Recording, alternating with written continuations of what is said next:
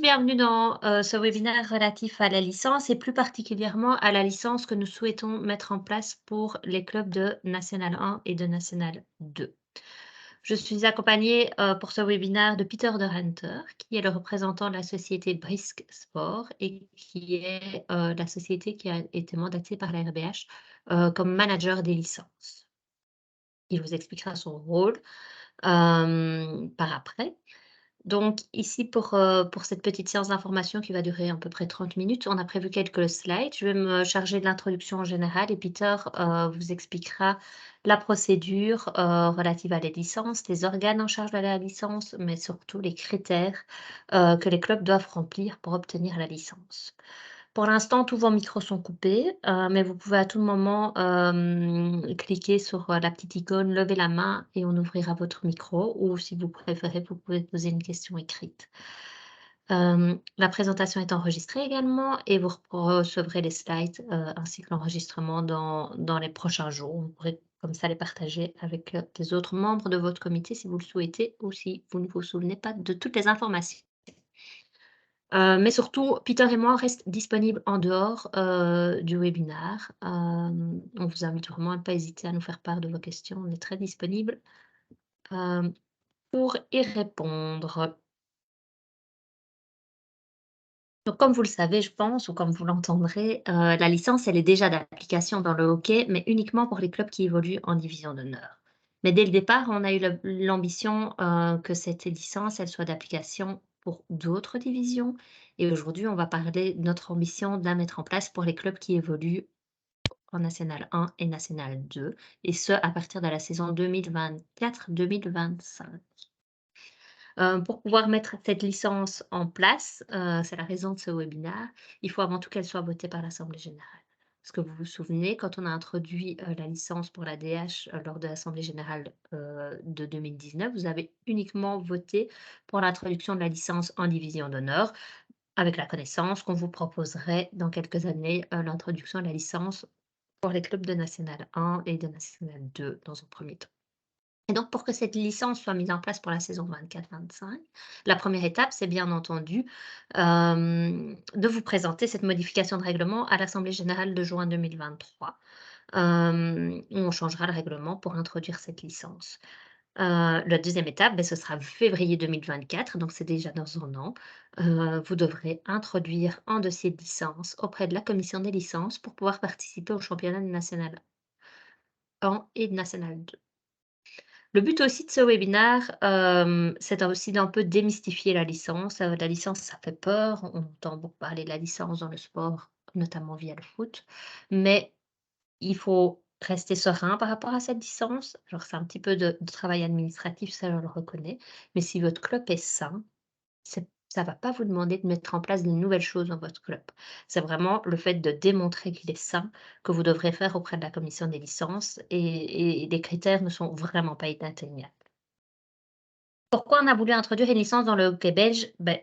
Bien entendu, notre objectif derrière ça, c'était de permettre l'équité sportive, tout en préservant la qualité. On veut vraiment, via notamment la licence, permettre une croissance saine et équitable et de qualité de notre sport. On ne veut pas croître à tout prix, vous le savez, on le répète souvent, mais on veut croître de manière qualitative et dans un environnement sain, avec un vrai fair-play financier. On veut éviter les dérives, on a peur des faillites, on veut que l'image de notre sport reste bonne avec une gestion saine.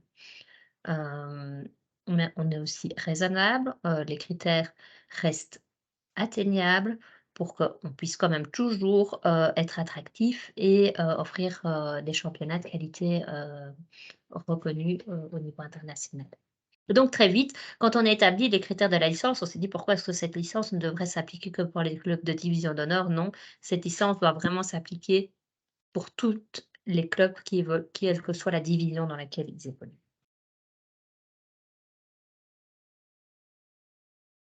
Alors, ça faisait déjà quelques années, qu'on réfléchissait à l'introduction d'un système de licence, mais en 2019, on s'est vraiment dit qu'il était temps de l'introduire et il y a eu plusieurs éléments qui nous ont convaincus. D'abord, bon, certains clubs nous sont revenus avec des contrôles, avec le fait qu'ils avaient été sujets de contrôles coordonnés d'inspection fiscale et sociale. Et donc preuve en est que plus le sport est médiatisé, plus on attire les contrôles évidemment, et que les contrôles coordonnés, ça nécessite vraiment que la situation dans les clubs soit bonne. Hem On a aussi de nombreux contacts avec, les autres fédérations qui nous ont convaincus que la licence avait chez eux, éduqué les clubs et nettoyé le système, hein. La licence, ça n'existe pas qu'au foot. Ça existe dans de nombreux sports collectifs, notamment le basket et le volley, à qui on peut plus facilement se comparer. Hem Et l'introduction de la licence aussi, ça va nous permettre d'être bien vus par le législateur. En effet, nous faisons souvent du lobby pour avoir des législations particulières, des rulings. Comme d'autres sports en bénéficient et on est persuadé que l'introduction de la licence rassurera les législateurs. Et puis quoi qu'il en soit, à un moment, la licence, elle doit naître petit à petit, elle doit être nourrie chaque année. Hem, on on va commencer avec une licence qui est totalement atteignable, comme je le disais. Vous verrez les critères que vont vous présenter Peter ne vont pas vous surprendre. C'est des critères, qui, je le suis sûre, sont déjà des réalités dans vos clubs. Mais voilà, il faut commencer par quelque part. Ne vous inquiétez pas non plus, vous n'allez pas voter la licence aujourd'hui et dans 2 ans, on ne va pas rajouter, une série de critères sans que vous ayez votre mot à dire. La licence, elle est dans le règlement d'ordre intérieur, donc chaque ajout d'un nouveau critère doit être accepté par les clubs. Vous allez le voir, dans l'explication que Peter va vous donner, la licence, elle a 3 pôles. Un pôle légal, un pôle finance et un pôle infrastructure. Les pôles légaux et finances doivent être réalisés pour obtenir la licence et pour pouvoir participer aux compétitions. Si vous ne, remplissez pas les critères de l'un de ces 2 pôles, vous ne pouvez pas évoluer dans le championnat en question. Les critères d'infrastructure sont par contre autres. Si vous ne remplissez pas les critères d'infrastructure, vous pouvez obtenir votre licence, mais vous devez aller jouer dans les infrastructures d'un club, qui répondent à ces critères. Seulement pour les équipes concernées par la licence, bien entendu. Voilà, donc moi, c'était mon introduction générale. Maintenant, je vais laisser, le mot à Peter, notre manager des licences et je reste disponible pour vos questions. Ok, merci Justine et bonsoir à tous aussi de ma part.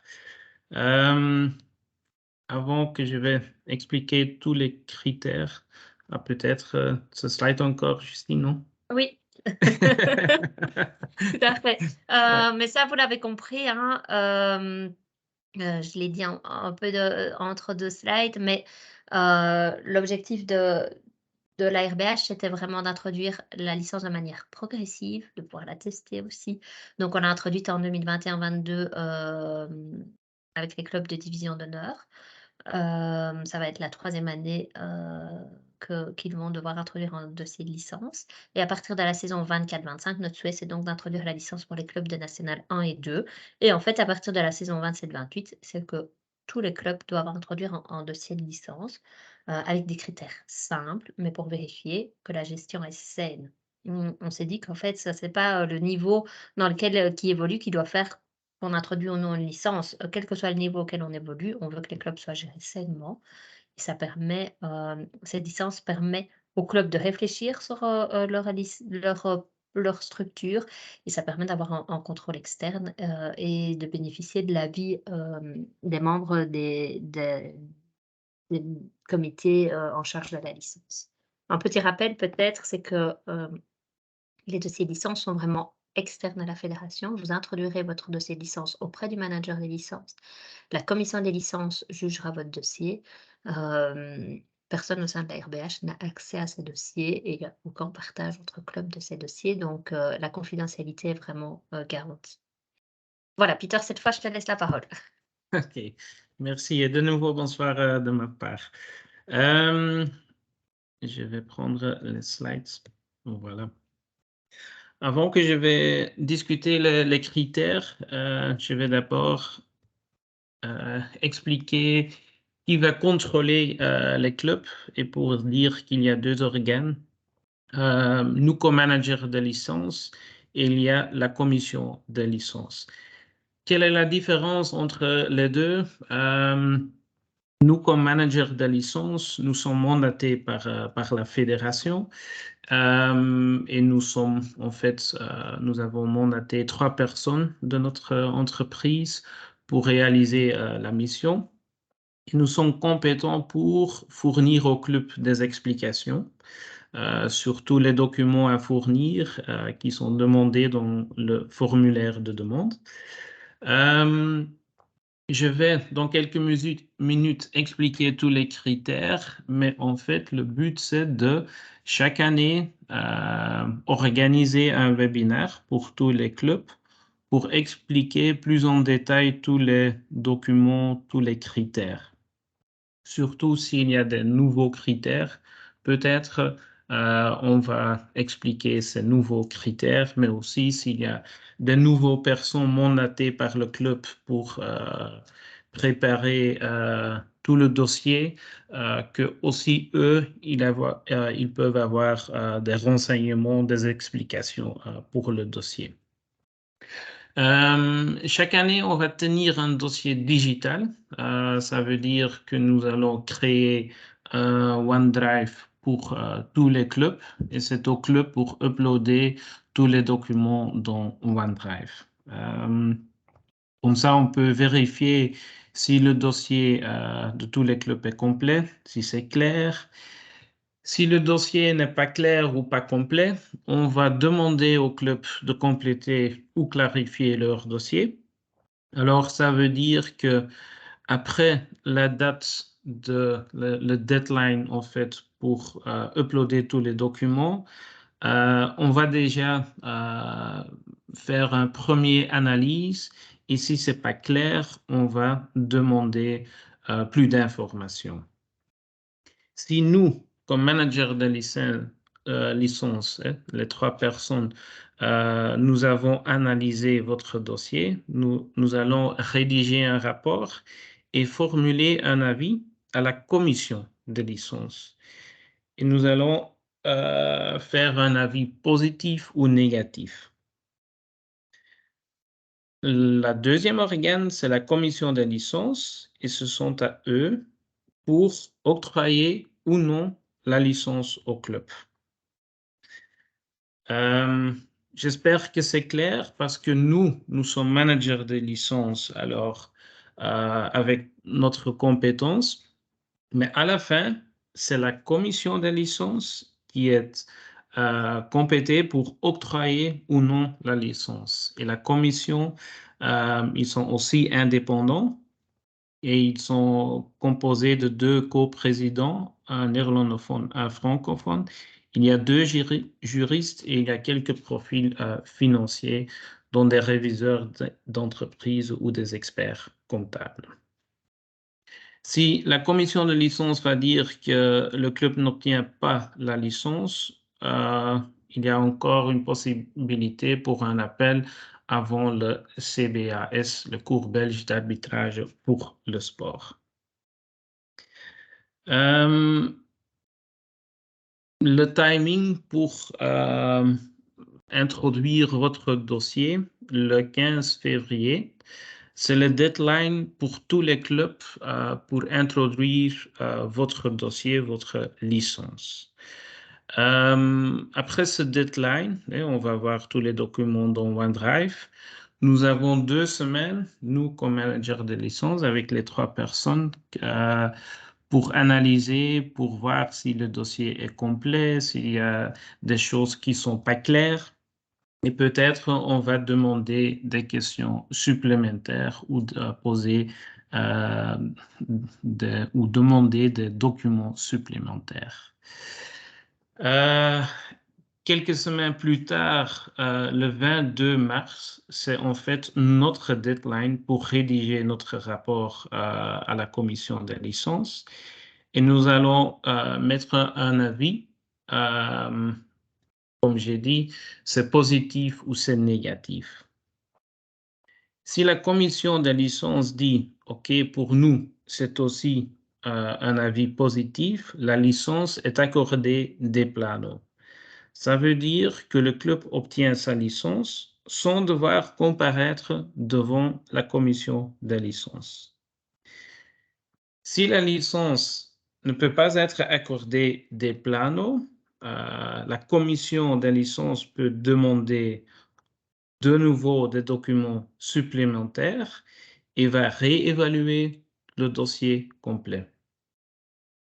C'est nous, comme manager de licence, qui vont poser ou fournir une liste de questions supplémentaires au club au nom de la commission de licence. Après ce date, le club va fournir les documents supplémentaires et il y a une audience avec la commission des licences pour que le club peut défendre son dossier. Et après cette date, c'est le 28 avril, c'est la commission qui va dire où la licence est octroyée ou pas. Si le club n'obtient pas sa licence, il y a encore, comme j'ai dit, une décision de la CBAS pour avoir ou pour obtenir sa licence. Ça va être en juin. Ça, c'est le timing. Comme j'ai expliqué, les deux différents organes et en plus le CBAS. Et maintenant, je vais un peu expliquer tous les critères. Voilà. Comme Justine a déjà dit dans ce slide, il y a 3 pôles, legal, finance et infrastructure. Justine a aussi déjà dit quand votre club est bien géré, tous ces critères, tous les documents qu'on demande, c'est pas grand chose. Oui, ok, c'est du boulot pour tous les clubs, mais c'est pas très spectaculaire. Comme vous pouvez voir, comme les critères pour le pôle légal, on demande que le club doit posséder la personnalité juridique, par exemple ASBL, et on peut démontrer en fournissant un exemplaire des statuts du club, publié au Moniteur belge, une liste des membres de l'organe d'administration, une preuve du dépôt au registre UBO. Alors, ce sont 3 documents qui sont très simples et vite de fournir. Comme 4e critère, on va demander un organigramme de la structure juridique du club, parce que parfois, il y a des clubs qui sont structurés avec une société commerciale et un ASBL, et on va demander l'organigramme pour nous, pour mieux comprendre la structure du club. Ce sont les critères juridiques. Les critères le plus lourd, comme on dit, c'est le pôle finance. Pourquoi c'est plus lourd? Parce que on a peut-être plus de boulot pour fournir ces documents. La première partie, la partie comptabilité, c'est aussi pas très lourd. Qu'est-ce qu'on doit fournir? Les derniers comptes annuels de l'ASBL approuvés par l'Assemblée générale. Ça veut dire si la clôture est le 30 juin 2022, ça doit être approuvé avant le 31 décembre 2022. Ce sont les derniers comptes annuels de l'ASBL approuvés par l'Assemblée générale. Parce que le deadline de fin de décembre est jusqu'avant le 14 février, ou le 15 février, excusez-moi. Deuxième document, c'est l'attestation TVA confirmant que les montants TVA dus ont été payés si le club est assujetti à la TVA. C'est une attestation de l'administration fiscale et c'est l'administration fiscale qui va effectivement attester que toutes les dettes de TVA ou les dettes d'impôt sont payées par le club. On va le demander aussi pour les charges sociales et pour une attestation au NSS, aussi confirmant que les montants au NSS dus ont été payés par le club. De nouveau, si c'est d'applicable. On va demander les balances fournisseurs fin de l'année, donc 31 décembre. Ça veut dire pour tous les clubs de DH qui vont déposer leur dossier maintenant le 15 février, qu'on demande les balances fournisseurs de la fin de l'année 31 décembre 2022. Pour l'instant, ce n'est pas encore un critère, mais peut-être à plus long terme, à partir du saison 27-28, l'obligation des clubs pour avoir une comptabilité double. Mais pour l'instant, ce n'est pas encore le cas, ce n'est pas encore un critère qui est prévu dans la licence pour les clubs en National 1 et National 2. Pour les clubs en DH, pour les clubs, c'est déjà le cas qu'ils doivent avoir une comptabilité double. La partie le plus complexe, c'est la continuité financière. Pourquoi c'est plus compliqué? Parce que la licence n'est accordée que pour autant que la commission des licences est d'avis que la continuité financière du club est raisonnablement assurée jusqu'à la fin de la saison pour laquelle la demande de licence est introduite. Ça veut dire qu'on doit, c'est pas noir ou blanc, on doit interpréter les chiffres et surtout parce que ce sont des chiffres, c'est un budget. On va demander effectivement un budget prévisionnel et ce budget doit montrer la viabilité de l'activité pour du club en fait.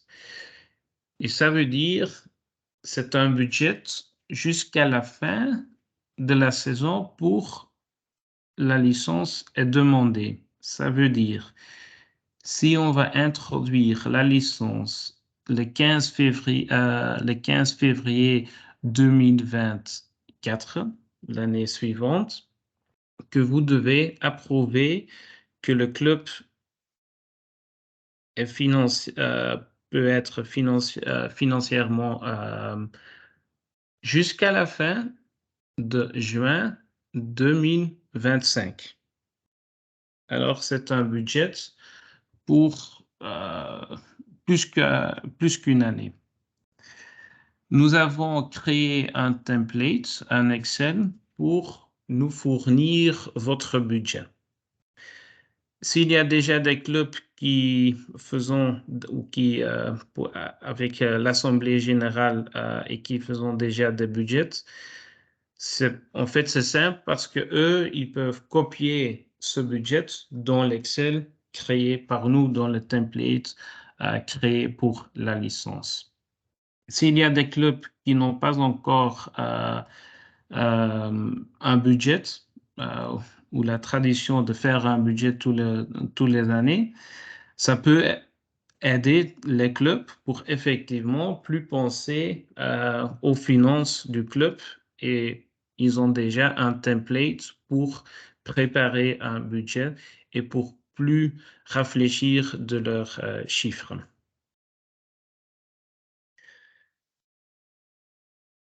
OK.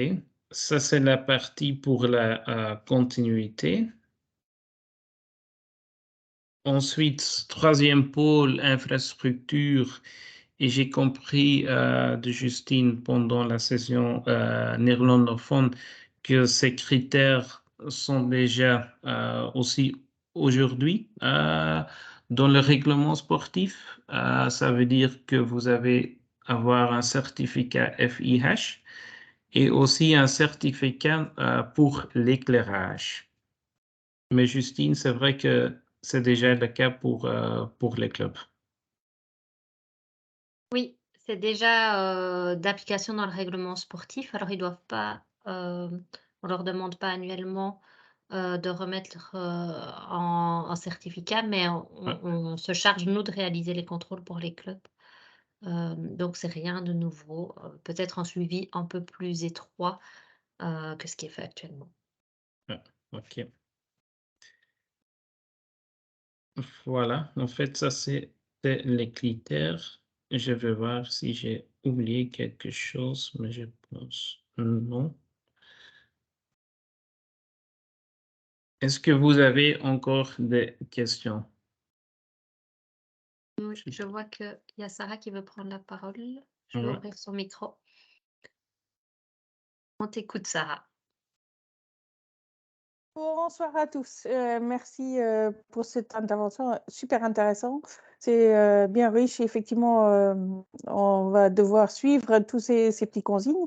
J'ai quand même une question par rapport à l'application de la licence. Est-ce qu'on parle d'une licence qui est d'application que pour les adultes ou on parle aussi des jeunes? Ça veut dire ceux qui ont moins de 19 ans, on va dire. Non, non, pour C'est de... l'instant, on parle bien de la National 1 et National 2 Belgian League, hein, donc adultes, et de OK, championnat Belgian adultes. League. OK, Ouais. ça va. OK. Merci. Oui, et un club qui n'a pas, sa licence pour cette division-là, alors que son équipe devait théoriquement, y participer et sera juste relégué dans la division, 3 actuellement. OK, bien compris. Merci bien. Est-ce qu'il y a d'autres questions?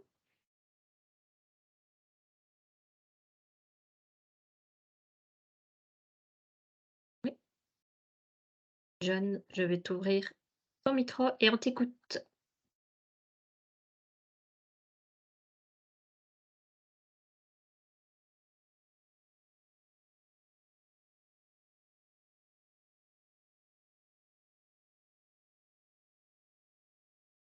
John, n'hésite pas, ton micro est ouvert normalement.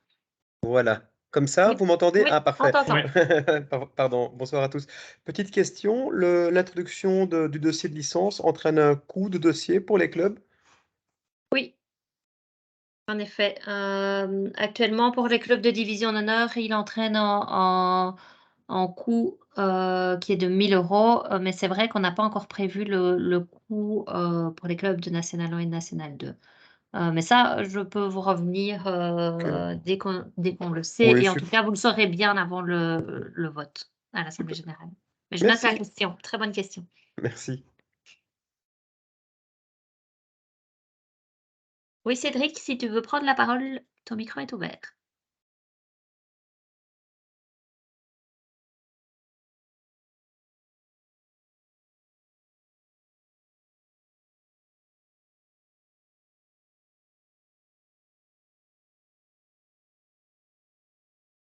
Et peut-être Cédric? encore en mute, non? Oui. On t'entend pas encore, Cédric. Voilà, sorry, je Voilà. devais aussi cliquer sur Unmute. Oui. Voilà, une petite question. Qu'est-ce que tu fais quand ton équipe te fait la surprise de monter dans une catégorie supérieure à la fin du championnat, donc au mois de mai, que tu n'as pas anticipé pour rentrer ton dossier au 15 février? Je pense que, il faut l'anticiper. Parce qu'il y a pas, il y aura pas de nouvelle procédure à ce moment-là, donc moi j'inviterai tous les clubs de National 3, hein, donc ce sera ça à ce moment-là, en tout cas qui ont l'ambition de monter et qui se trouvent, après le premier tour, dans une division enfin dans un endroit du classement ou une série parce qu'en National 1 c'est via différentes séries qui leur permettent de monter. Je les invite évidemment à introduire un dossier de licence. Ok, merci. Aussi, aujourd'hui, il y a déjà des clubs qui ne sont pas en DH, qui même introduisent une licence pour, on ne sait jamais si on va monter ou pas. Ok, proactif quoi. Ça Oui. marche. Il y a d'autres questions? Oui. Donc Benjamin, je t'ouvre ton micro et tu dois encore l'activer toi-même. Voilà. Petite question pour les clubs qui évoluent actuellement en D1, comment dirais-je, la deadline pour introduire le dossier, si c'est voté à l'Assemblée au mois de juin 2023, ce sera donc le 15 février 2024. Oui, tout à fait. À ce moment-là qu'on a introduit son dossier. Oui. Ok. Merci. Encore plein du temps pour préparer. Ulrich, j'ai ouvert ton micro et tu dois encore l'ouvrir de ton côté. Et entre-temps, Régis nous demande par écrit à partir de quand on peut introduire son dossier. Je pense que Peter ouvre les accès à partir de fin décembre en général. Oui, effectivement, ouais. Fin de décembre, le OneDrive pour tous les clubs est ouvert. Ouais.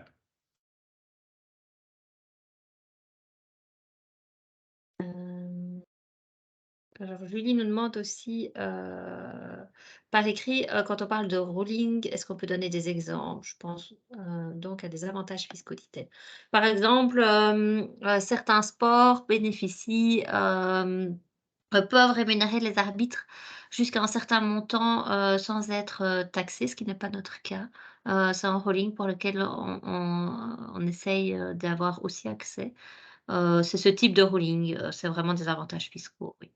Mais c'est de plus en plus difficile de les obtenir. Ah, Ulrich ne sait pas ouvrir son micro. Si jamais Ulrich, tu peux peut-être poser ta question par écrit. Nous, on a fait en sorte que tu puisses ouvrir ton micro.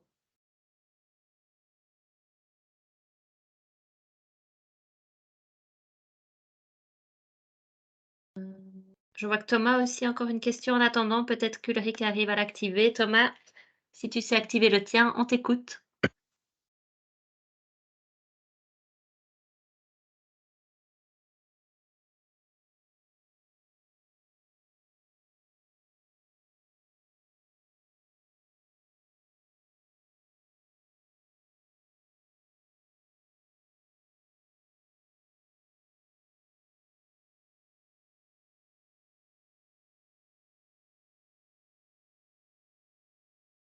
Bon, je vois que Thomas non plus n'arrive pas à parler.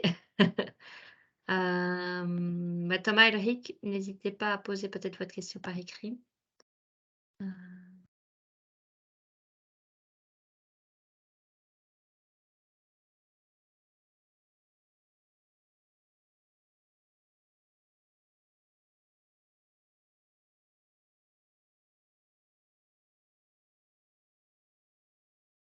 Alors, Ulrich demande si on pourrait avoir les documents en exemple déjà avant cette année, avant l'AG.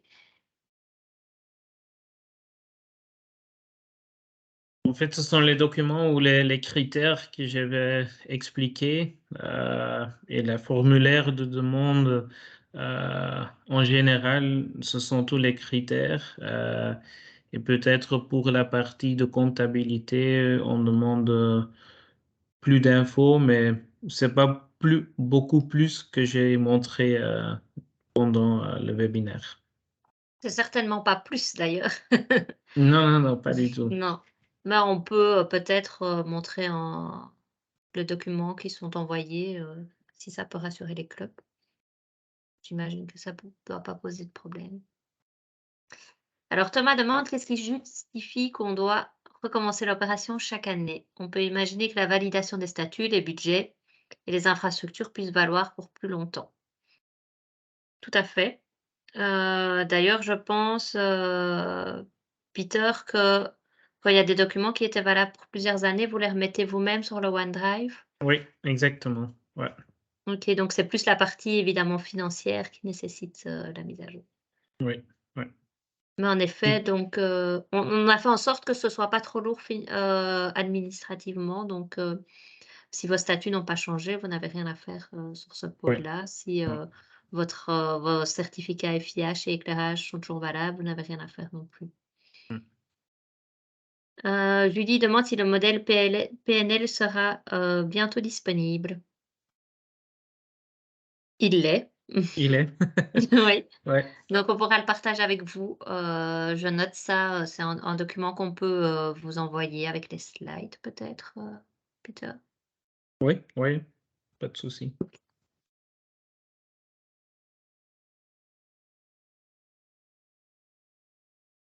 Alors Ulrich nous demande, à partir de 2028, ce sera donc pour tous les clubs, même pour jouer en LFH et quid des nouveaux clubs sans équipe première, pas de licence?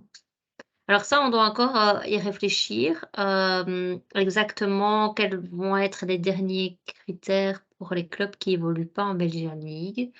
Est-ce qu'on va exiger qu'ils aient une équipe adulte ou non? On ne sait pas encore exactement, ça doit être encore validé par les conseils d'administration et de la RBH et des ligues. Mais l'idée, c'était de dire, en fait, quel que soit ton club, ben, tu dois être constitué en ASBL pour être reconnu par la ligue. Toutes ces obligations juridiques t'incombent déjà, et avoir une gestion financière saine, en fait, que tu n'aies que des jeunes, ben, il faut déjà l'avoir. Donc a priori, ça pourrait s'appliquer, et là j'attends confirmation quand même des conseils d'administration respectifs, mais ça pourrait s'appliquer pour tous les clubs, qui existent, et qui sont reconnus. Alors, par curiosité, quelles sont les différences entre la licence DH et la nouvelle licence D1, D2? Thomas peut te répondre sans souci puisque de toute façon ça c'est dans les règlements. De tête, c'est la comptabilité double qui est obligatoire pour la DH, et pour les infrastructures, le certificat FIH n'est valable que 2 ans, alors que ce qu'on propose pour les clubs de national 1 et 2, on laisse une validité de 5 ans. Donc en fait, c'est pratiquement les mêmes critères, hein. En cas de non-obtention de la licence, y a-t-il des amendes liées à cette décision? Non. Que vous l'obteniez ou pas, la licence, c'est le même coût. Donc on doit encore déterminer. Mais il y a pas d'amende supplémentaire. On vous inflige pas de sanctions. Ni il y a pas de frais non plus supplémentaires, si, vous devez passer dans la commission des licences, si votre dossier n'est pas complet, il doit être complété. C'est en fait, c'est en coût unique, dossier de licence.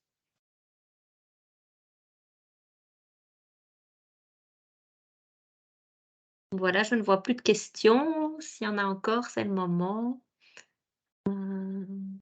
Je crois qu'on a fait le tour, et n'hésitez pas à nous revenir, à nous donner en feedback aussi, par rapport à la présentation de ce soir. On en reparlera de toute façon très certainement avant l'assemblée générale de juin. Voilà, je vois juste qu'il y a encore quelqu'un qui écrit: «Ah! Les frais sont-ils à repayer chaque année?» Oui, les frais sont, ce sont des frais uniques par dossier, annuels. Je vois encore qu'il y a des gens qui écrivent, donc j'attends juste. Mais ce ne sont que des merci et des bonnes soirées, donc on va vous libérer, et on vous souhaite aussi une bonne soirée. Merci Peter, merci à tous. Bonne soirée. Bonne soirée. Merci.